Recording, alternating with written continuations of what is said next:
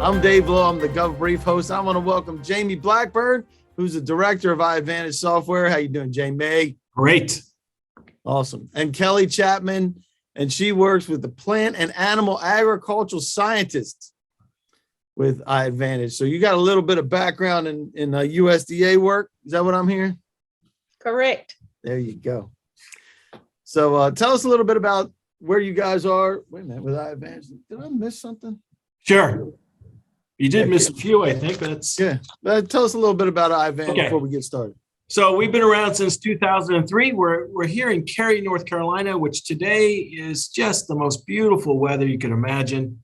30 plus years, we've been helping people capture their data, manage it, and report on it.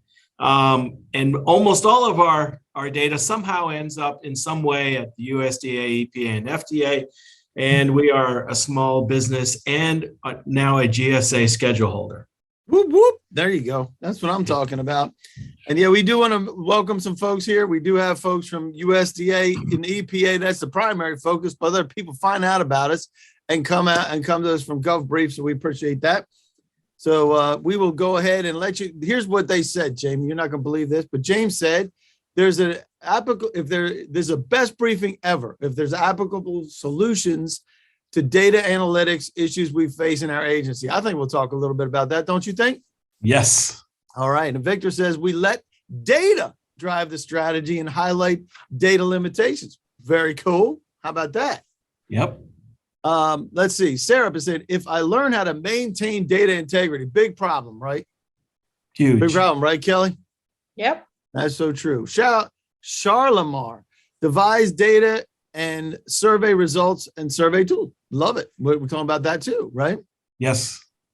Deborah says the EPA studies performed pertain to FIFRA. Is that right, Kelly? You're going to do something about that? I think you must have written these for these attendees, Dave. These are real, actually. Madeline, the resources are provided in PDF form for reference later. As a matter of fact, it will be. We're going to drop that right in here. So the resources are there for you in PDF form. We're actually going to ask a question about PDFs in a minute, dealing with surveys. Margaret says the roles of contracting officer and process. Love that. Jennifer, I come away knowing how to collect data with no errors. Ooh, how would you love to have no errors in your data? None. There you go. Barbara, if you have some basic descriptions of terms and concepts if needed for those who are not fully up to speed, I think we'll be able to get you a little bit up to speed. And if I learn about design and data collection, fantastic. Well, I think we'll talk about those. And the other part is please address, Victor again says, what can we do as an organizational body to improve data collection and recording? Exactly why we're here, right, Jamie? That's right. There we go. James, what can we do as an organization? Well, I did that twice, apparently. Isa, how could research management centers provide effective reporting on research performance for the organization? Love that. How is R&D data different from other data categories in data management, quality and necessity for cleansing? Love that one too. All these are great. Tatiana, I have to have redundancy. So if somebody jacks up a file, no way that ever happens in USDA or EPA. No way, Jamie, right? Right. And do you have best practice suggestions for that? I think we might. And Aaron, what data assets does USDA have ready for other agencies to access? Love that. And Jeff, what recommended strategies for ensuring data integrity? Again, integrity and accessibility as systems and requirements evolve in the future. Love that. Hopefully we'll get to all those. If not, we're going to go back right to that. And I have another one, I think, that will pop in that I saw come in as well when we get to the Q&A side, because you can actually participate. It's just an agenda. I'm not going to read the whole thing, but we'll give you an idea of who Jamie and Kelly are. We'll get to some challenges, talk about framework, and we will be discussing the scientific methodology about how you can collect that data so that it does maintain, number one, maintain integrity, and also you don't have to go scrubbing the bejeebers out of it because you collected it right on the front end. Right, Kelly? Amen. That's right. And so flexibility, integrity. and get to your Q&A throughout this. I don't know how many folks, we got 37 folks here, so that's a little bit larger. So we will make sure that we include you, whatever you'd like to talk about. But I think it's intimate enough that we can keep it open for the dialogue if anybody has any questions. Session docs, Terry, if you can pop those into the chat, if you haven't already, you'll have the presentation. That was one of the requirements for the best briefing ever, as a matter of fact, Jamie. So this is the best briefing ever because we did a PDF. That's how high the standards are here. All right. If you've been living under a rock and you have no idea how these Zoom controls work, I can't imagine that's the case. But if you would like some additional features, you can go up to the top and click the side-by-side mode and make us bigger and smaller. And we love participation, don't we, Kelly? Amen. We love it. That's right. So let's make sure that you can participate. And if you have something you want to do offline, send it to info at iAdvantagesoftware.com. It'll be there the whole time. But if you have any questions or you want to participate in any way, raise your hand, hit the Q&A, throw something in the chat, and we'll do our best to be able to do this and have you included in the conversation. And speaking of permission to be included in the conversation comes directly from GSA. It's not affiliated or endorsed by GSA or any other agency and provided to you for informational purposes only. And your participation is voluntary. And guess what? It's not an endorsement or commitment to purchase from any vendor. That's what gives you permission from the legal types for you to be here and participate in things like polls, which is why in the world did you decide to join us today? There's a bunch.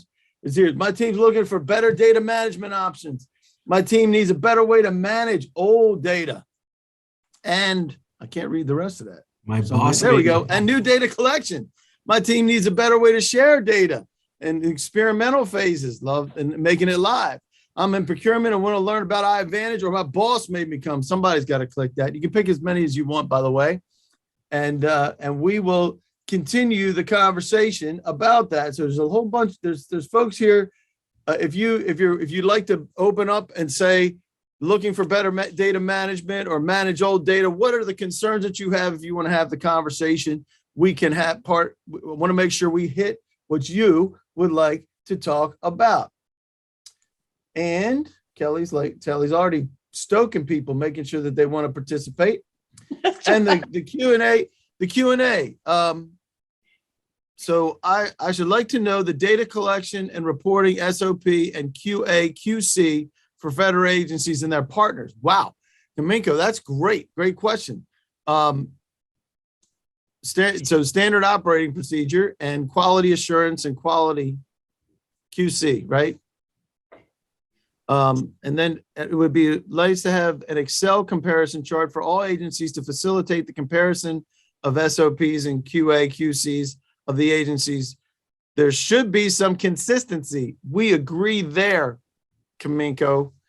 And even better would be if they had a platform where they could just access those across agencies. That would be really, really nice and easier even than Excel. Right. And Kamiko says, who are you paid by? I am paid. That's a great question. iAdvantage. I know that's where GovBrief, we actually assist in multiple ways in the government world. We do work for the feds and we do work for industry. In this instance, this is for industry and it is relevant. No idea how you guys started is because OMB provided your name as somebody that would make sense. Quality assurance and quality control. So there you go. So I think I answered all those, Kamiko. Love the fact that you're calling us out and who we're paid for. Love that. Absolutely. Fantastic. Also public transparencies, these SOPs and QSA protocols. Love it.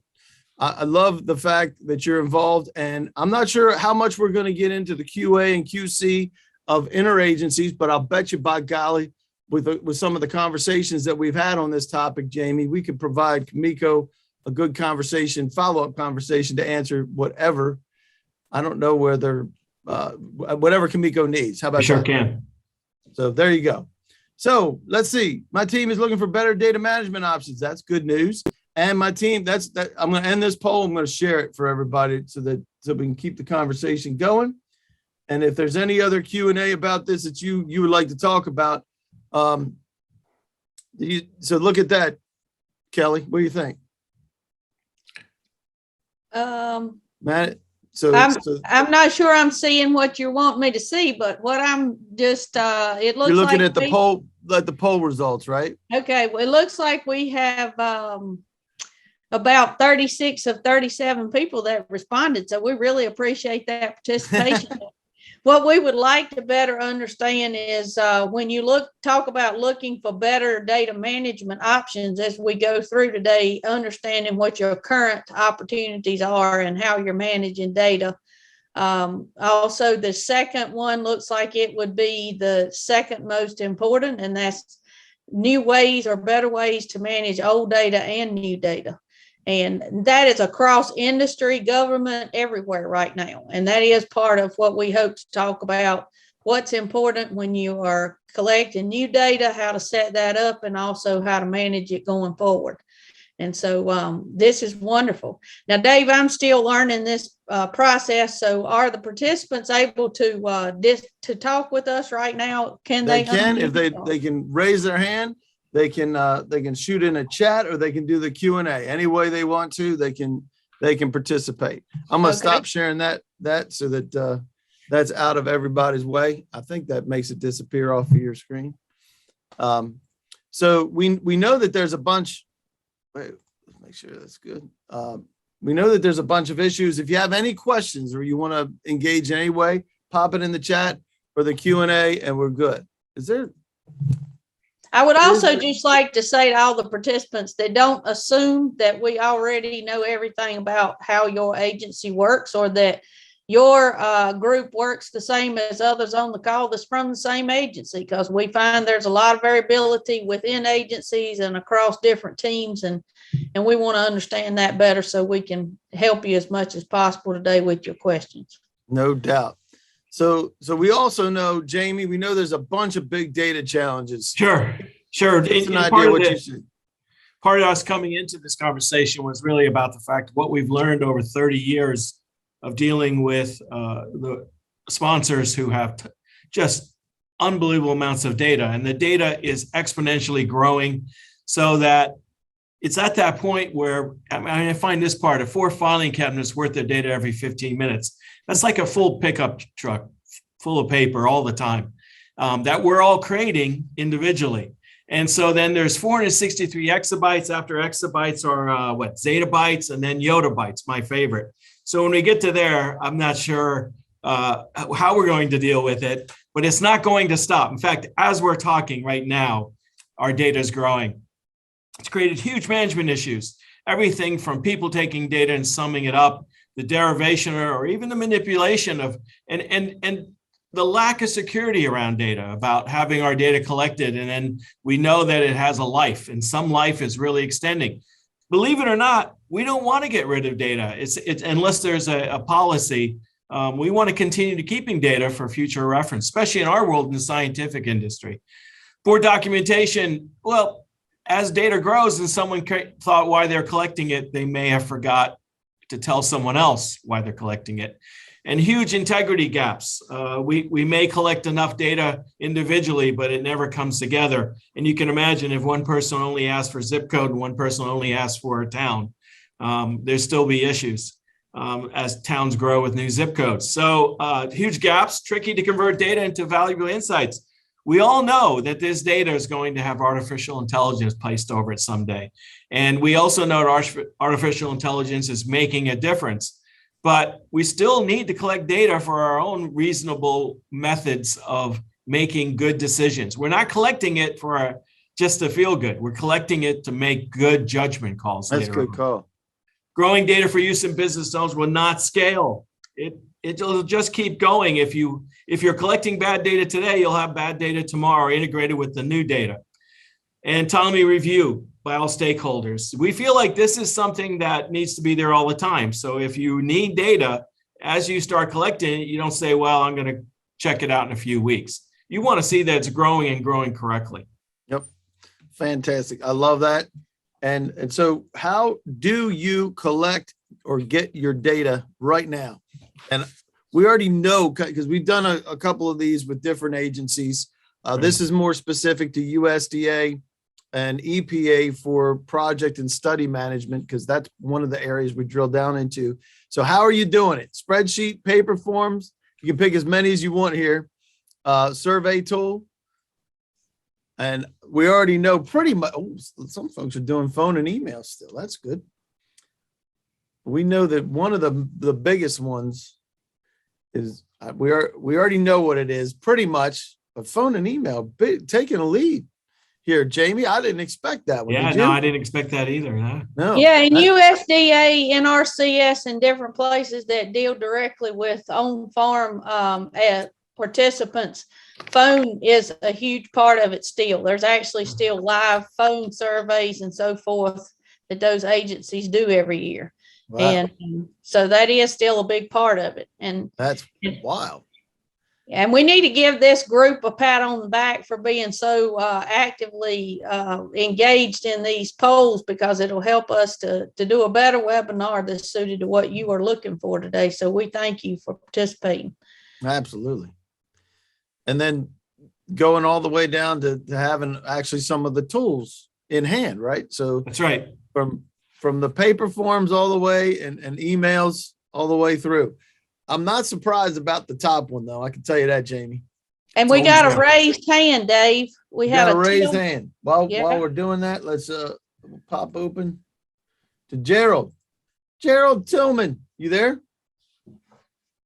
Yes, sir. Hey, how are you, sir? Where are you calling from?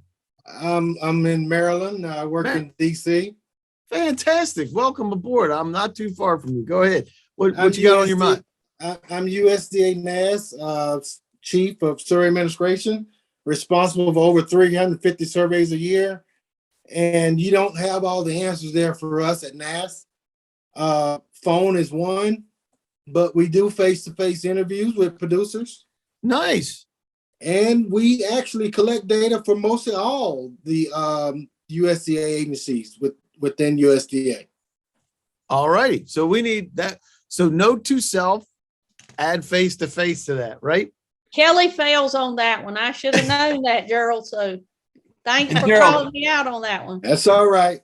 Gerald, when Hey. you do face-to-face, are you doing it on paper again, or are you doing it on an iPad of some sort? Or Well, during COVID, we had to go all our field enumerators had to do phone only just to keep them safe and the producers safe. But Sure. we're going back now. And so they actually, all the samples will have the option of returning mail, phone, and field. So we try to hit them all. But there are some targeted data collection strategies where we only do face-to-face for impact records and such. But yeah, our survey tool instrument is just ideal for setting up survey management data collection strategies, and we go the full gamut. We're just getting into the process of going to our text messaging. We're getting ready to do text messaging and email. That's why I chose email.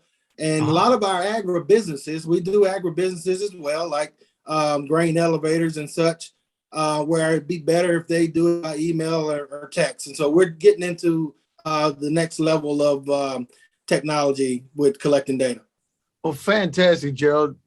What great insight you have. And I imagine with doing 350 surveys a year, that's a crazy number. Yes, sir. Yeah. Well, Yeah, fantastic. it would probably blow your mind if he told you how many participants that actually included as well. So.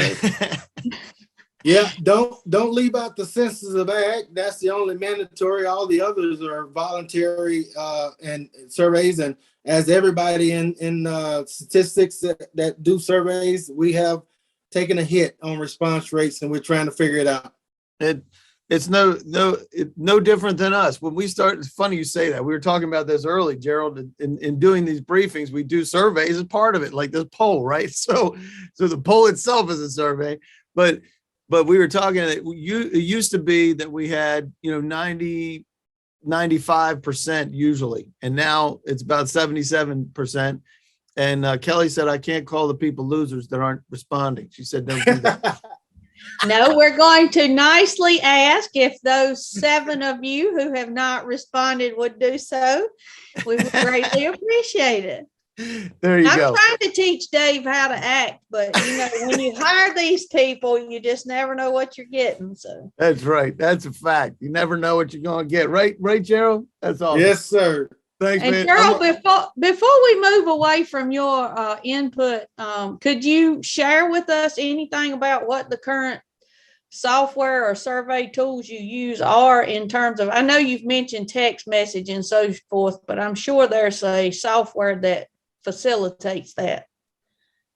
Well, we have a contractor that we hired called Snap, and it's all developed just for us. So it's nothing off the shelf. Gotcha. Okay. Yep. Gotcha. Fantastic. All right. I'm going to end this poll because we guilted somebody into doing it. One more person did it. Yay. Way to go. All right. So we close that out. And just so everybody knows, the one we thought was going to win won, Jamie, right? That's right. That's right. Spreadsheet's still the number one way to do it. And we appreciate you guys letting us know that you are not alone, right, Jamie? All That's that right. we found that across the agencies. So in getting true value out of the data, let's talk about that real quick. So at the very beginning, before you start collecting, and I know you might have already been collecting, it's always good to kind of stop and think about what you're doing, because there's some key points about when you decide to collect data. If you were sitting here today and your next project is to get some data start to be collected, you have the ability to really affect the outcomes for much later. So the first thing is you're always responsible. The design as well as the collecting, they need to know the purpose. That person needs to know. Sometimes they need to know how long it's going to take them. Sometimes they need to know what's the commitment. Will there be a second question and things like that?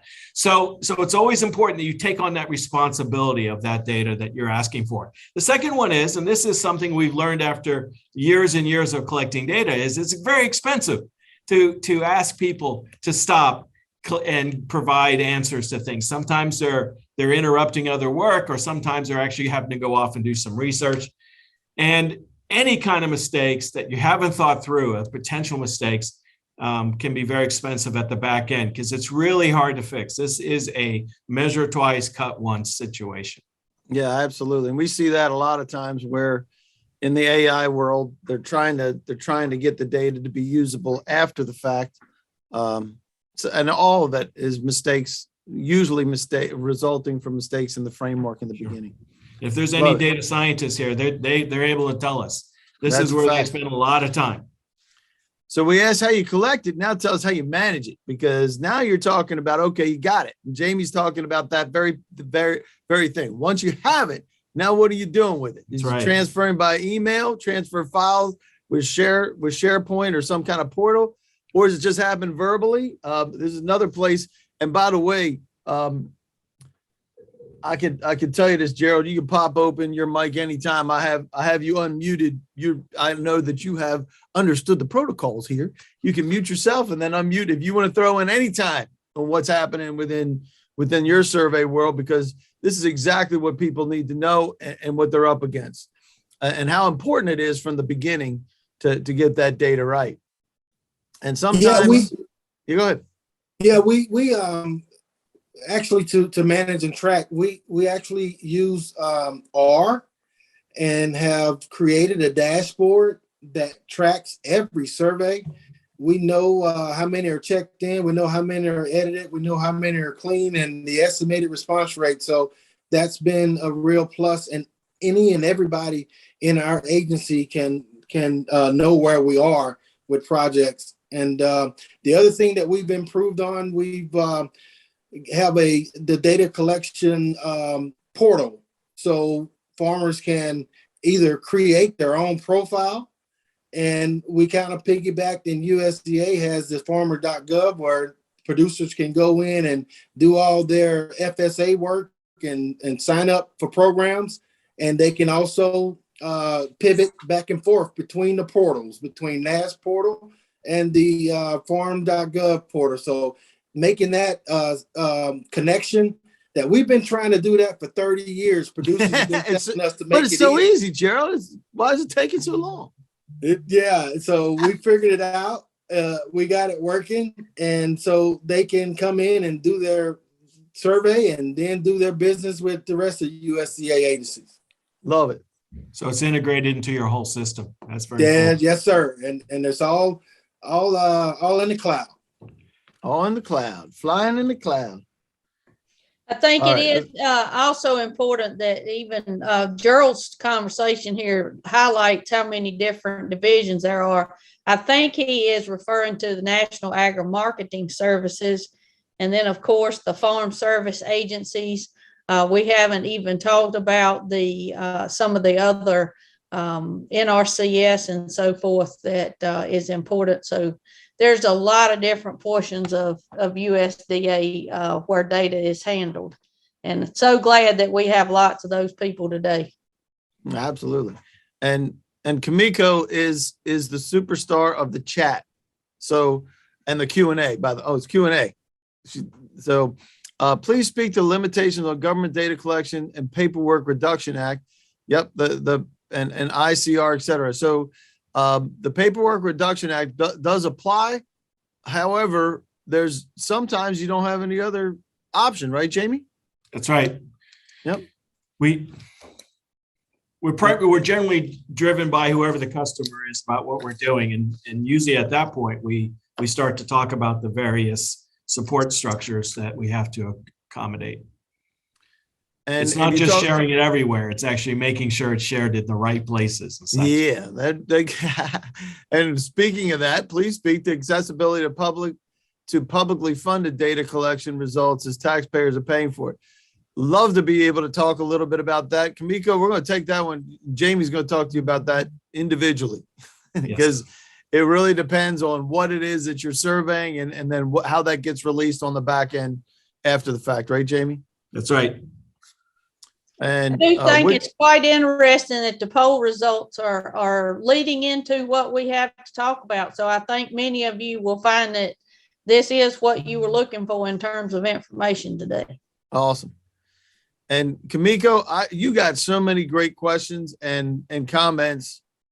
When the government makes a claim that based on data or data reveals the policy regulations are based on the data, you're talking politics, everything you're rolling into, right? So one of the biggest challenges and one of the, in the public's perspective, is that the data has good integrity, right, Jamie? That's right. That the source is there. That's what they call data provenance. And what Kamiko's getting into is what is the new world of what they call federated data and such, that we make sure we don't, it's open and accessible, but only to those eyes that are supposed to see it through some sort of compliance regulation. Yep. And Kelly's pinging people for the 8 more responses. Love it, Kelly. And one more from Kamiko, I think is great in the Q&A is garbage in, garbage out. Absolutely true. How are agencies ensuring that the data gathering is actually answering the questions or the needed data? Killer. It is exactly what everybody else's problem is, right? That's right. We're here to talk about, as like Gerald was talking about, his analytical tool using R. We actually start before then. We're talking about collecting the data in a raw format so it has a life and it continues to live for as long as you need it. Analytical tools on top can do amazing things now. R, there's SAS, there's Tableau, there's Click, there's so many tools, and it's almost becoming, people are extremely committed to whatever format, including Excel. That's true. Including spreadsheets. That's true. Once they've started and that's their tool of use, I don't know if you've seen some of these people, but their data scientists are amazing with data. Yeah, and better. We just focus on the data. And to your point, and everybody here can relate to this. Better the devil you know than trying to try something different sometimes, right? So appreciate that. I'm going to go ahead and share this out. Like you said, Kelly, exactly in the wheelhouse. Top 2 things are exactly the problems that folks are having. And just to reiterate, we're all in the same boat. Everybody is in the same boat. Appreciate that very much. So let's talk about what we came for. let's talk about what's the strategy? Because if you get your strategy right and you get your metrics right from the beginning, you're good, right? So of all those tools we talked about, right? We talked about all these different methods. It's really important to start with a good strategy. And like I talked about kind of your positioning of thought of when you start. Now I'm talking about what are you going to be looking for, whether you're doing it by paper or whether you're doing it by a product. You basically want to make sure, first of all, that your requests are data simple, meaning you do want to ask the individual question, not a compound question. In other words, if you're getting an operation, you don't want to say, how old are you? And then are you getting the operation within a time frame? You really want to ask dates of when they were born, things like that. You want to keep it very much to its distinct simplicity so that later on, data scientists can do amazing things with that data, and they can apply, say, a calculation against. You design and consider you should consult with an expert while you do this, because it's really important. We often think we know exactly what we need from someone. And I don't want to say, but I spent 40 years now with my wife. I have to be very careful what questions I ask and not try to inspire her answers, right? We don't want to overthink the fact of how they might answer, because we'll learn a lot from that. You decide what to collect and how to protect it. You just don't collect data. Again, I said it's an expensive proposition to decide to collect data. You got to collect a good platform. If paper works, Gerald is collecting things through one-on-one, but I'm sure that at times now he's going to do text. Well, now you start saying, here's how we collect data and how people can answer it and feel comfortable with answering it that way. Mm-hmm. Even here, we have to still go over how to use Zoom after the last 2 years, because it's really important that there might be people who use WebEx or some of the other products. That's exactly right. And you want collect and verify data. There is no second try. So when you collect it, you want to know where it came from. You want to have that history and that legacy of that data. And you want to make sure that it's constantly tight and straightforward. So here I'm talking about the best practices. So design and define the categories of data. Really start with big whiteboards and such. Ensure all data is using the same format. We don't want to collect date one way and date another way. This is really important, Jamie. That's right. I mean, you get this nailed down at the beginning, and Gerald, you can throw in too, how important it is to have this nailed down from the beginning, because otherwise it gets, just the date format alone can really jack you up. Go ahead, Jamie. I'm sorry. Yeah. So it's so important that you have that right. I mean, it took us 20 years to get address right. And now we expect Google just to give it in sometimes. Use close-ended responses to be collected. That means you really do think about all the possible answers. It's really nice to put other there, and other you can learn from, but you got to be very careful when you use other. Use numeric codes versus character strings wherever possible, because sometimes people are having to fill this in by hand. And I know when I took my tests as a kid and I'd fill in each blank of my name, James Oliver Blackburn takes a lot of spaces. So it would be nice if I just had a cool code I gave them. If any data is unknown, research the best method to handle it. You want to know how to handle the unknowns, the others, and so forth. And at all times, if a data site is going to be collected, you want to focus on that raw data. You want to break it down to its most basic pieces for collecting. You want to consider metadata. We're going to talk in a minute about that. And then test. Put something together, try it out. I used to try things out on my wife and my mother-in-law. My mother-in-law used to break more of my logic than anyone else. And it's a great opportunity to always test out what you're thinking. Love it. And we got it, man. Your job, J-O-B, James Oliver Blackburn. That's it. That's man. Right. That's your super secret code. That's right. So, and when you're thinking about the future, we've learned this. We know we're growing. Everyone is suffering from the same problem. In our world of sponsors, I can tell you right now, the data science role is growing and growing and growing, and people spending more time with their data, the data they've collected, the data they have.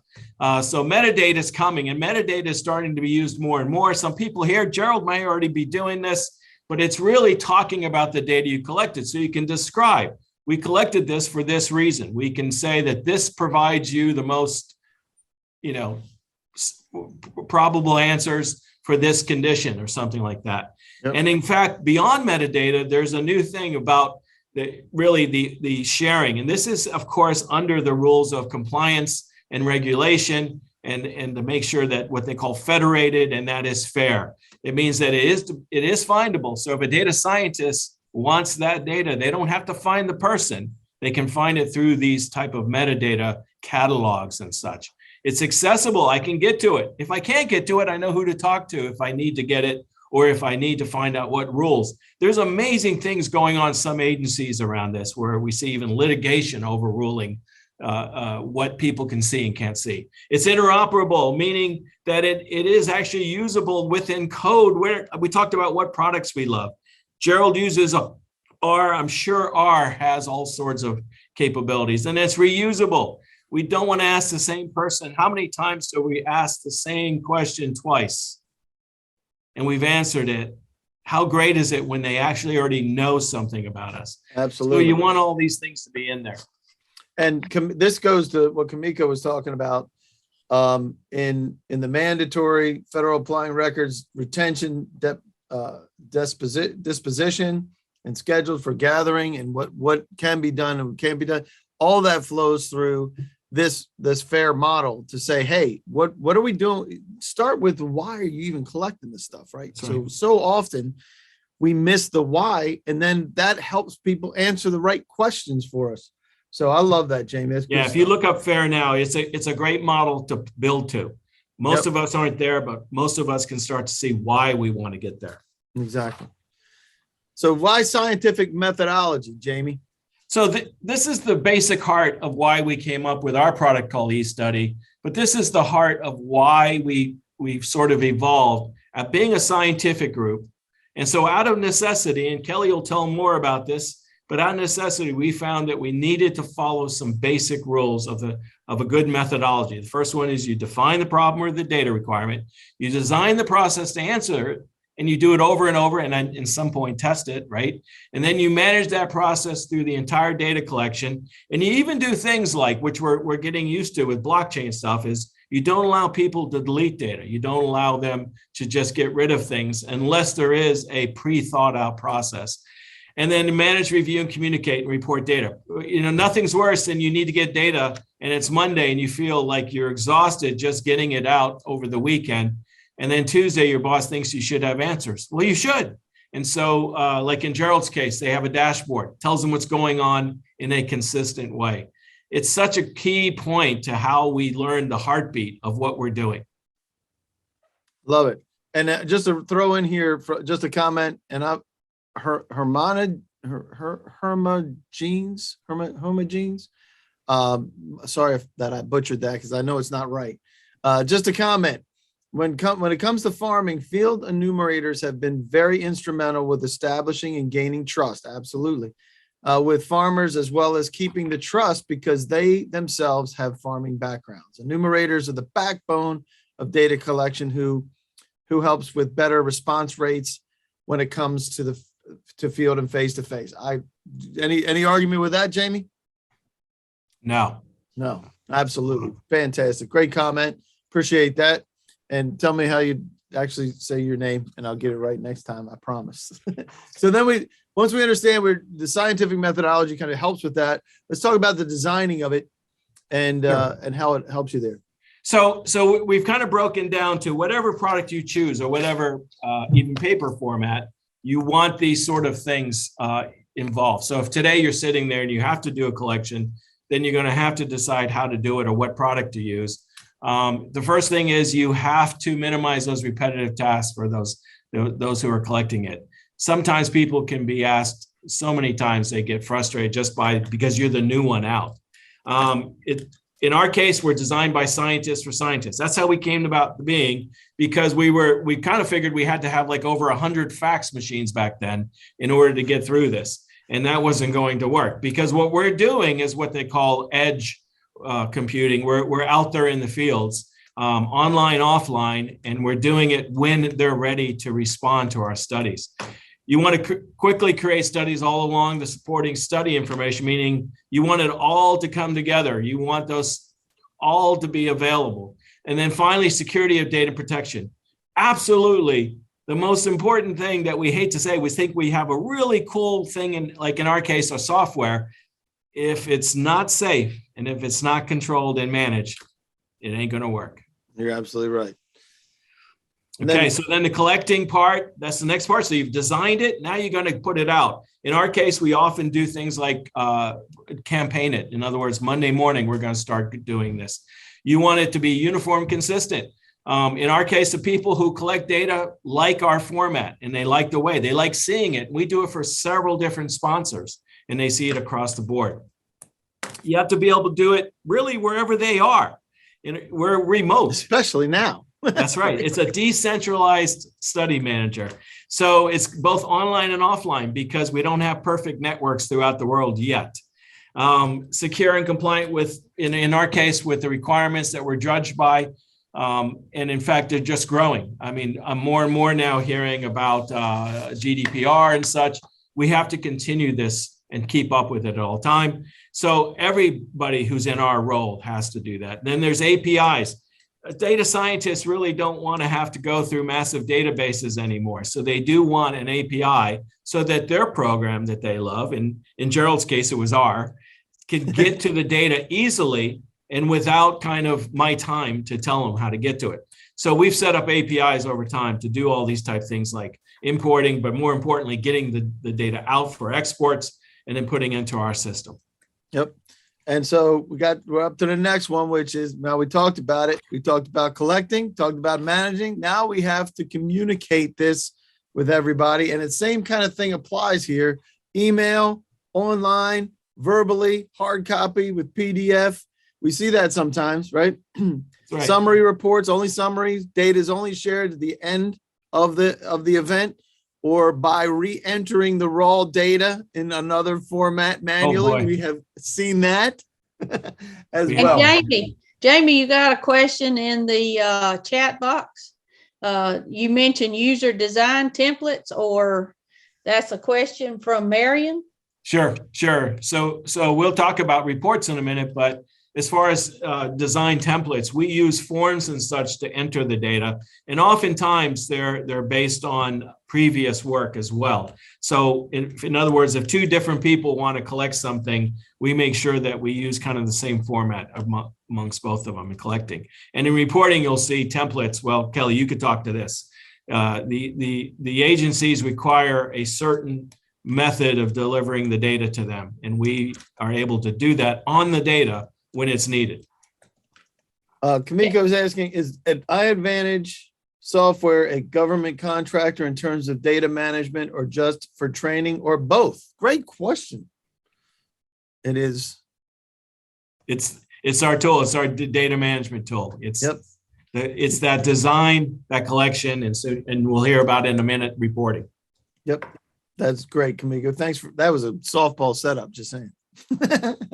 And this is I don't think we're going to get into this quite, Kamiko, because a lot of what we're talking about is the functionality of I'm talking about your question about the data gathering efforts to be sponsored with real world examples or DHS. Well, we'll talk about real world examples, but with DHS's Office of Disinformation and things like that, that's like a political place. We don't play in that area. The objective is if you have data integrity, you solve all the rest of the problems in your collection methodology, as well as the analysis of that data. That's right, Jamie?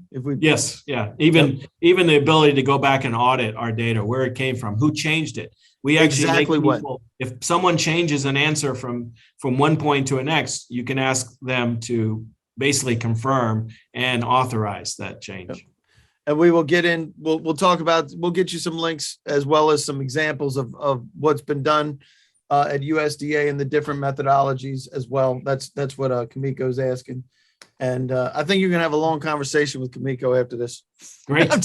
And I put in the chat for those people who are multitasking while they listen to this and get credit for attending.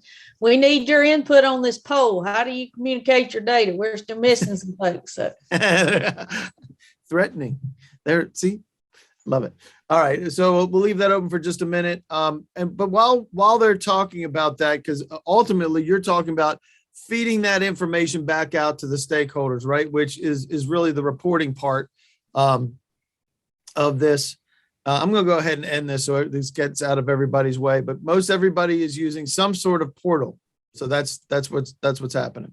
Sure. Go ahead, Jamie. Tell us about the reporting side of things. So What with the system reporting, needs to do. when you're choosing your method to communicate, reporting is a kind of a general term. I mean, reports have very many different terms as far as expectations. So reporting includes those templates. In other words, you want it to be the same. You want everyone to use the same method of providing data. You want to be able to do it at any of the levels, whether it's very detailed or very an aggregated point. So like Gerald was talking about his dashboard before, that would be a report to us.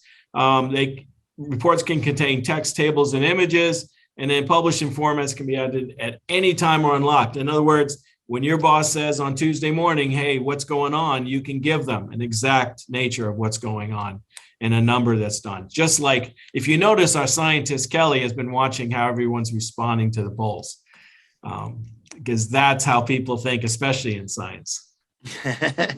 So true. So now we get to the workflow. Doesn't matter whether you're doing studies, experiments, surveys, questions, whatever it is. Let's talk about it. That's right. When you choose a tool, it's always the same. You want to design it, spend more time in design, you're guaranteed a successful. So it's like washing your hair. Design, collect, report, and then repeat it. And hopefully after reports come out, you might learn something. So you might get a little bit more information.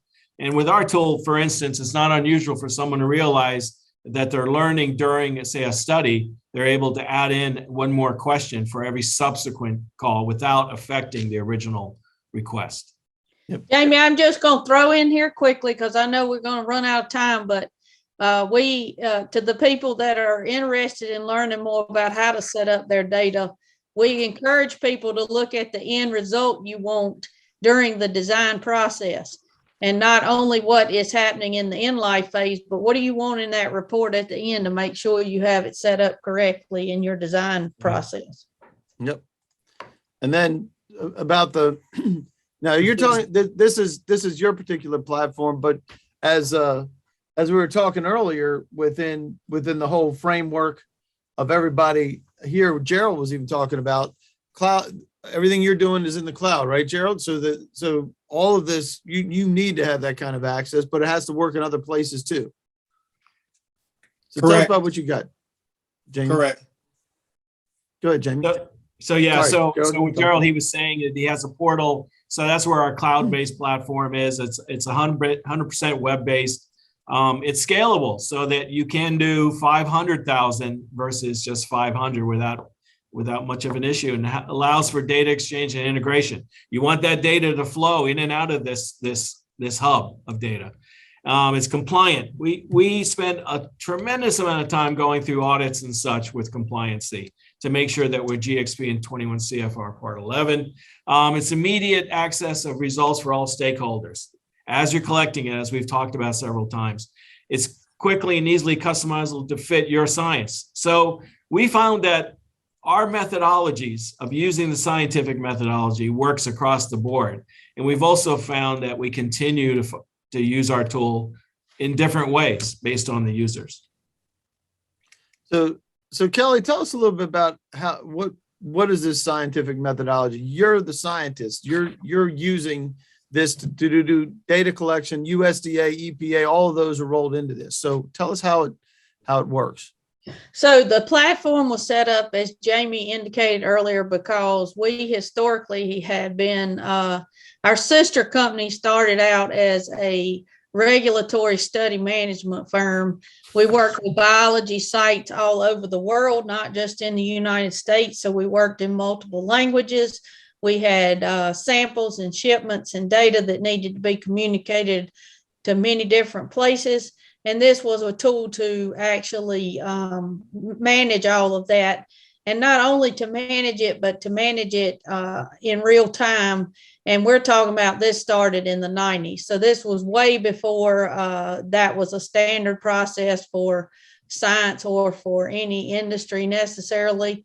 And we have a platform that can actually help us to not only collect the data at each location accurately and appropriately so that it is usable and consistent, but also that we can share that data, as you said before, with the appropriate people at the appropriate times. And then we also can set up templates for reports, whether that be impromptu reports or final reports that go to agencies, so that we don't have to do that repetitive task of trying to handle the data and summarize the data and so forth. The system does that for us.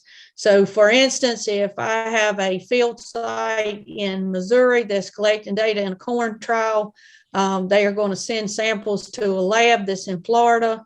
And then I need to keep up with when the samples left, the shipment, tracking information, and so forth.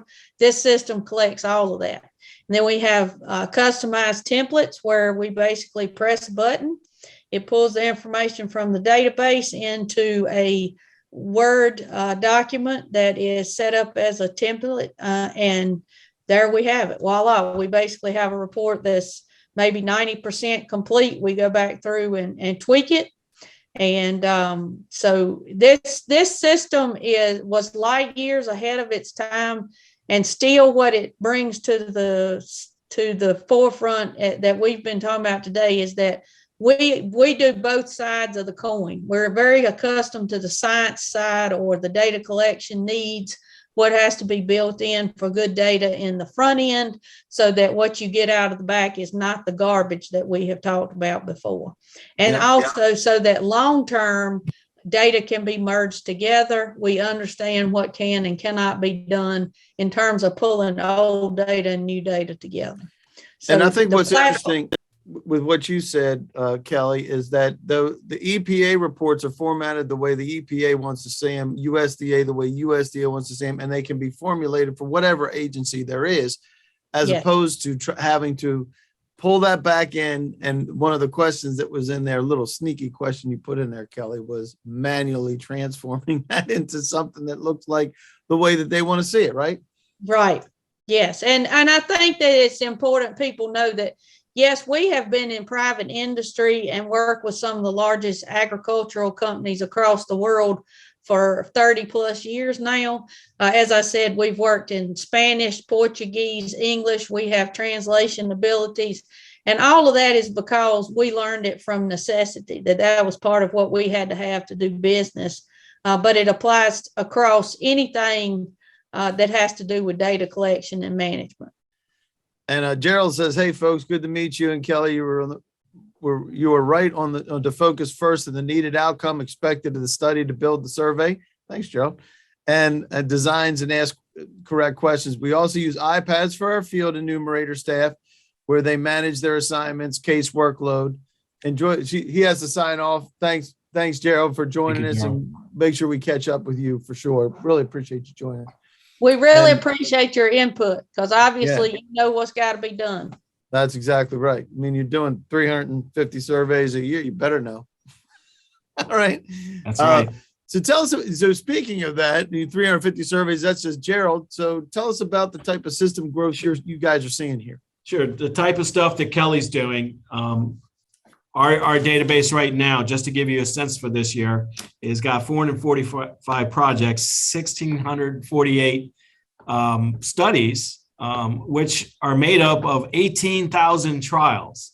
So you can see the repetitive nature that we're collecting data. As we speak right now, there's probably 50 people collecting data. And you can see the growth model on things like trials. And right now, and this is so important, we have gone through careful design of 31,000 variables. The good news is we can reuse variables, but you can see that we've had to spend, as Kelly says, a lot of time and careful consideration of what this data is going to do, because some of this data has to live for a long time based on our customers' expectations. Love it.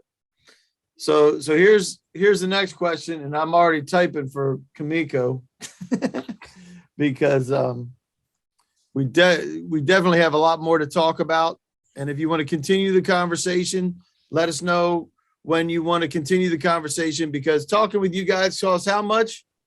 Nothing. Not a thing, not a blessed thing. Talk to Kelly and anytime we talk about these, the idea is to get the juices flowing, right? And say, hey, I whatever it is that you would like to talk about, we want to make sure that you get what you need. And we start to get down into the weeds and the details, and everybody else will go into a coma if we talk about those things. Kelly mentioned doing corn studies in, I don't even remember, Nebraska, or wherever the heck you said, Oklahoma. Missouri. It's one of those states, one of the flyover states, some of my favorite places, as a matter of fact. But when you think about that, just being able to have that conversation, to connect with others in your own group that you met, I'm telling you, we see it all the time. Somebody else is doing something very similar to what you need, and you guys can combine forces, so you're not asking the same questions over and over and over again, right, Jamie? That's right. And that's what this is all about. So we will get to a place. Let's make sure we get to the rest of these. Kamiko, the answer is pick. I want to talk to somebody in the next week or two, or immediately, depending on how far off in advance there is, because there's no way we can get to all that stuff. Good questions, all, including FOIA and the rest of those for the roles and responsibilities. We definitely want to help you out any way that we can to get to where you need to. Let's see. Marion's asking, do you remember his name? I don't know who we're asking, Marion. We'll do what we can to connect you to whoever it is. As Kelly said, we will do that. Any other questions? Let me look at here. I see stuff from Kamiko. Is the government keeping track of who's accessing data and who's FOIAing it? I'm sure that they are in some form or fashion, but it's not organized. For FOIA, I know from other briefings that we've done, dealing with FOIA and tracking of that type of information is done at the agency level, not governed in other places. So if there's no other questions here, let me make sure. I'm sorry if I'm missing anything. Kamiko, yeah, absolutely. We'll do. Kamiko says, I think we really need to have a training on the data collection and management and sharing protocols. You're absolutely right. So schedule that. We'll schedule that with Jamie and Kelly, and you can pull folks from your team for that exact thing, right, Jamie? That's right. So tell us just a couple of the takeaways here for when you talk about eStudy. Sure. That's what you know better than anything else is your eStudy platform, right? Right. And I'm hoping that as you end up here, that first thing is you get an idea that our platform was built for this kind of process, to take advantage of the methodology of science. The second one is, I think someone said earlier about garbage in, garbage out. I'm saying good design equals good data, and you cannot successfully scale bad data. This scaling of data is not going to stop. It's going to keep going. Yep. And it's good time to stop and think about the things you can do today that will make either your life or someone else's better. Awesome. David Henderson had his hand raised. I got you unmuted. What you got there, David? You there, David? I'm asking to unmute. If you have the ability to unmute. You there? Almost. It looks like it's almost working. Hang on, Kamiko. We'll get to you as well. Let me see. Kamiko, you there? Make sure I'm asking. I know some people are going to have to jump off. We just really appreciate the participation today. And I stuck Jamie's email into the into the chat box. He may shoot me, but basically I want to make sure that if you need anything, you come back to us, because we're interested in talking with you and trying to help you. And David and Kamiko, you're both unmuted. While doing this, that we get people out. We'll get you guys unmuted in a second. If you do, what we said earlier, you don't have to purchase from any vendor, but if you want to talk to iAdvantage, there's our information. You need to update with that UEI. So you will get a recap email. It'll be happening in the next couple of days. Today, you'll get a quick recap. You'll have a finalized recap next week, including the presentation as well as all the handouts that were there. And there is Jamie's information. So if you want to bird dog him right now, Mr. J.O.B., also known as the Job Man. So that's his nickname and handle. So Kamiko or David, are you there? Would be able to talk? I can see that you're. Oh, there's Kamiko. Can you hear me? Hi, everybody. Thank you so much. This is a great presentation. Like I said, I have no idea how I got on this, but I do work with a lot of data, and so this has been really helpful. So I'm glad I sort of happened to get on your list. But I was wondering, in terms of data collection within our own group, in terms of, have you sent out a survey to this group, or all the people that this email has been sent to inquire what types of trainings or specific topic areas that they would be interested in? As you can imagine, I'm interested in all the topic areas that I put in the Q&A, and I think these are really critically important topic areas to cover, just in terms of not only our fiduciary duty, but our responsibility to the taxpayers and the citizens for their privacy and being an efficient government, and so on and so forth, and accountability and transparency. So those are some of my big interest areas. Sure. So I really encourage you to get together with Jamie and Kelly, and you guys can chat about exactly what you would like to do, because we do have the capacity to do those things. And if there's something specific that you would like to know, we will do our best to be able to support you in whatever you need. Yeah. Kamiko, we've been having times with customers in agencies where it's just wide open, just kind of talking through how we can do things. We have as much to learn about the federal government agencies as probably anyone does, because we're trying to come in here saying, hey, we have a tool that works pretty well, and we think it could actually spread and be used. It would be perfect if more people would use it, because then it would be more common base, as we found in the industrial world. And I did get a pronunciation from Ermogenes. He had to go.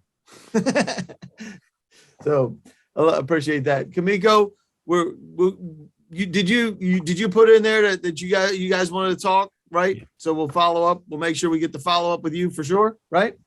Absolutely. Awesome. Thank you so much for that. All great information too.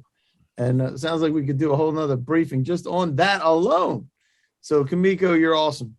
And anybody else? Let's see, perhaps. Oh, that's Kamiko saying. I would just like to shout out to those people, if any of them are left on from NRCS, we would like to talk to you more as well. I know there were several people from across the country out of that same agency. So please let us hear from you if there's any continuation of conversation we could have with you, because what you do fits what we've done with this software for many years. It would be an easy transition. Nice. Can I ask a question in terms of how many agencies you work with right now? We currently have reported and submitted data to USDA, EPA, FDA for many years now. And in terms of other state agencies and so forth, I do not have a counter for sure on that. So those three agencies primarily? Correct, yes.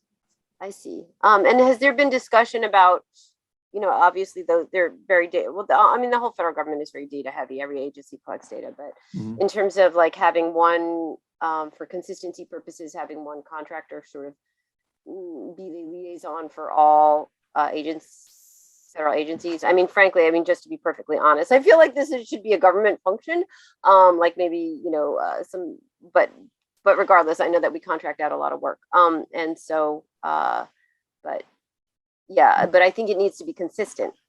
I'm really into consistency. You're absolutely right. And the challenge, you hit it right there, Kamiko, is that the challenge is consistency. And while, hey, the objective is to help the agencies get to where they want to go. And we found that when we communicate like this, at least we can get the dialogue to say, what should it be? And it would be great to have like, okay, here's the governing factor. Very, very difficult to get across federal agencies. It's very difficult to get within just a single agency, right, Jamie? Just to get this, just Absolutely. With somebody within one agency because of different stovepipes. Think about USDA. Are you with USDA or EPA? I'm with EPA, but I work a lot with USDA.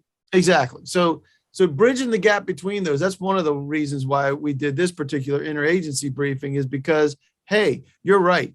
The govies should be able to pull those pieces together. However, we find that it winds up being a challenge just to get the communication structure. So when we communicate this, it is so awesome because we get chiefs like Gerald, right? Gerald comes in, hey, I'm the survey man. And then other people come in and I'm just digging in the weeds in the survey that I've got to complete as a project manager, and never the two shall meet because there is no universal, there is no consistency, to your point. Love it. I don't know if we're ever going to see that, Kamiko. Just saying. Love to. I hope All so. right, You know, so- many hands, light load. That's So, true. And We all work and I think together on it.